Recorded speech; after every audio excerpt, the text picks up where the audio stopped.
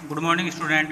देखो, आज अपना अगर नया चैप्टर अपन शुरू कर रहे हैं, मांग की लोच की मांग। इससे पहले अपन ने पढ़ा मांग के प्रकार, उसको प्रभावित करने वाले तत्व है, उसके अलग अलग मांग हुआ कर, व्यक्तिगत मांग, बाजार मांग, ये सारे अपन ने अभी तक पढ़े हैं। इसके बाद में अगला है मांग की लोच कि मांग की जो मात्रा है उस मात्रा में परिवर्तन क्यों होता है, और जो परिवर्तन है उस परिवर्तन को अपन किस रूप में व्यक्त करते हैं। तो अपन सबसे पहले देखें कि मांग की लोच होती क्या है।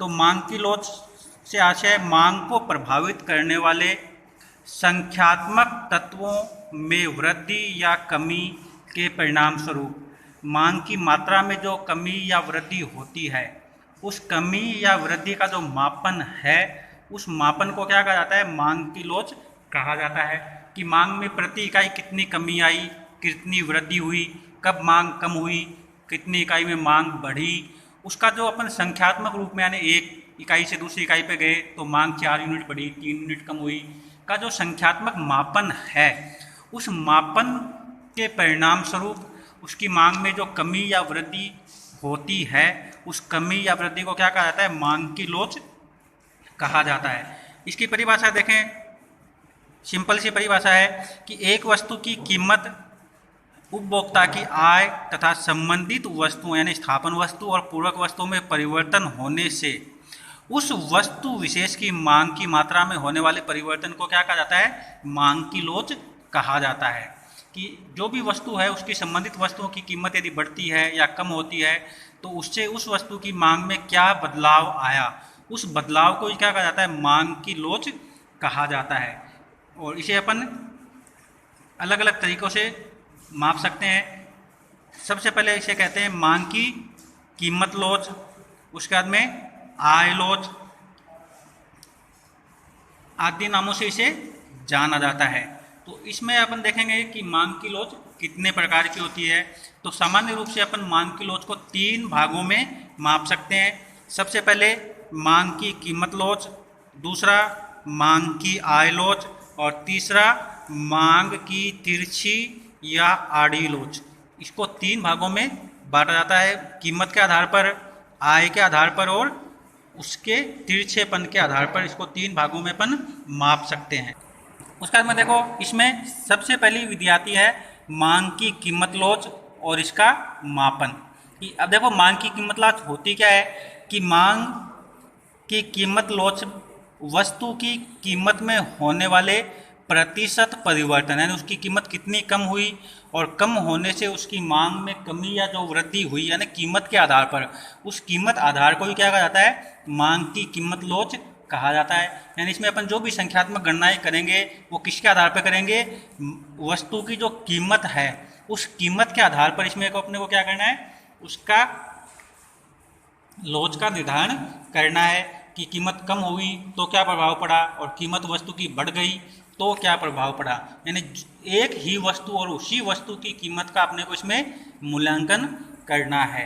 अब देखो, इसकी परिभाषा के रूप में अपन कह सकते हैं कि मांग की कीमत लोच किसी वस्तु की कीमत में होने वाले प्रतिशत परिवर्तन तथा उस वस्तु की मांग में होने वाले प्रतिशत परिवर्तन का अनुपात है। कि वस्तु की कीमत में कितनी कमी हुई, है ना। कि अपन एक उदाहरण के रूप में समझें कि वस्तु की कीमत कितनी है, 20 रुपये है, और 20 से घटकर वो कितनी हो गई, 10 रुपये हो गई, और 20 रुपये पे उसकी 4 इकाइयाँ बिक रही थी।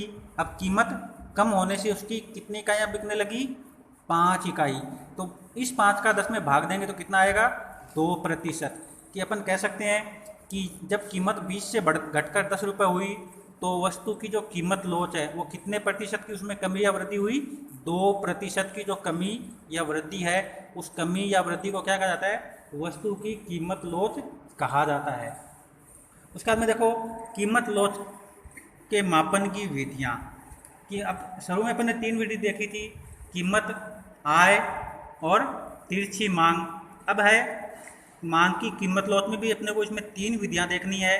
पहली कुल व्यय विधि, यानी खर्चे के आधार पर, दूसरा आनुपातिक या प्रतिशत विधि, और तीसरा है ज्यामिति यानी जो टेग्नोमेट्री अपन बोलते हैं उसके आधार पर इसमें अनुपात अपने को निकालने हैं।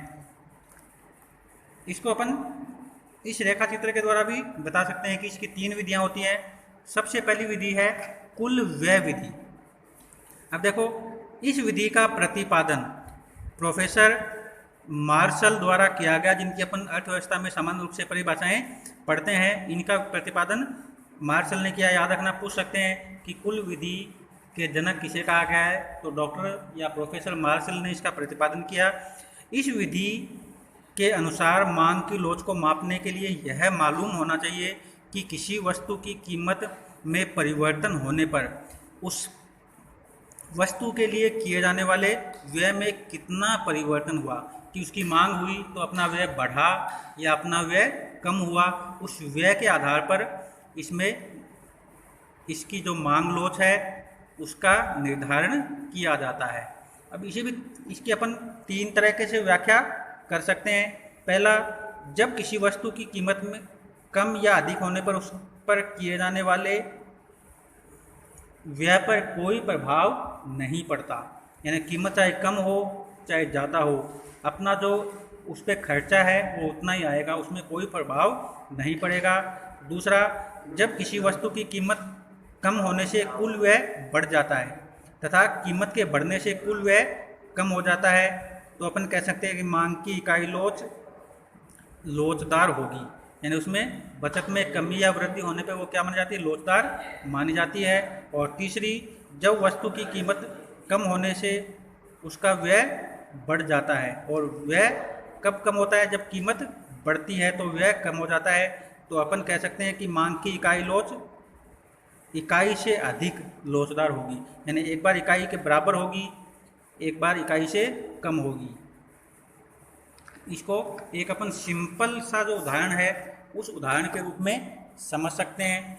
देखो, बताया क्या है, सबसे पहले कंडीशन दे रखी है, 3 कंडीशन है।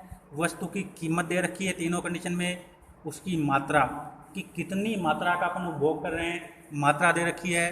कुल व्यय दे रखा है कि कितना व्यय हो रहा है, और कुल व्यय पर उसका प्रभाव बता रखा है कि कम होगा तो क्या प्रभाव होगा, ज़्यादा होगा तो क्या प्रभाव होगा, और अंत में मांग की लोच बता रखी है कि मांग की लोच कम होगी या ज़्यादा होगी।